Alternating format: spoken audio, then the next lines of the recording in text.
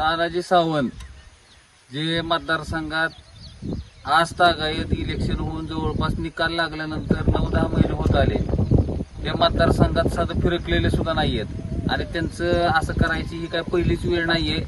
याच्या अगोदर सुद्धा ज्यावेळेस ते 2019 साली निवडून आले होते त्यावेळेस सुद्धा अशाच पद्धतीनं जवळपास 3 वर्ष ते मतदारसंघामध्ये कसलेच फिरकलेले नव्हते आणि त्यांना आज त्यांचे कार्यकर्ते सुद्धा मला खासगीमध्ये भेटल्यानंतर सांगतात की आमची सुद्धा भेटायची पंचायत झालेली आहे आणि ते स्पष्ट शब्दात बोलले जातात की बाबा मी मतदाराला विकत घेतलेल्याची ती भाषा करतात। अशा मुगरूर तानाजी सावंतांचं नेमकं करायचं काय? कारण 10-10 महिने जर मतदारसंघातील आमदार जर गायब होत असेल आणि अधिवेशन 3 अधिवेशन झाले, त्या 3 अधिवेशनापैकी एकाही अधिवेशनात त्यांनी साधा एक प्रश्न सुद्धा या मतदारसंघातील लोकांकरता उपस्थित केलेला नाही।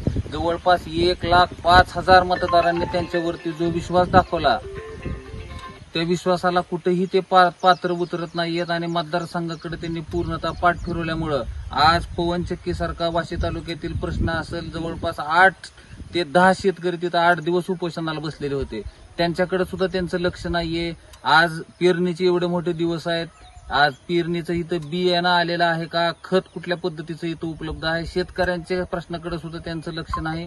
आणि अशा पद्धतीचा कारभार जर तुम्हाला करायचा असेल तर तुम्ही स्पष्टपणे राजीनामा द्या आणि खुशाल तुम्ही जसे आहेत तसे पुण्यात राहा, त्याबद्दल आम्हाला काळजी नाही। कारण इथं प्रश्न उपस्थित करणाऱ्या आमदाराची या मतदारसंघाला गरज आहे, जी की तुमच्याकडून कधीही होऊ शकणार नाही।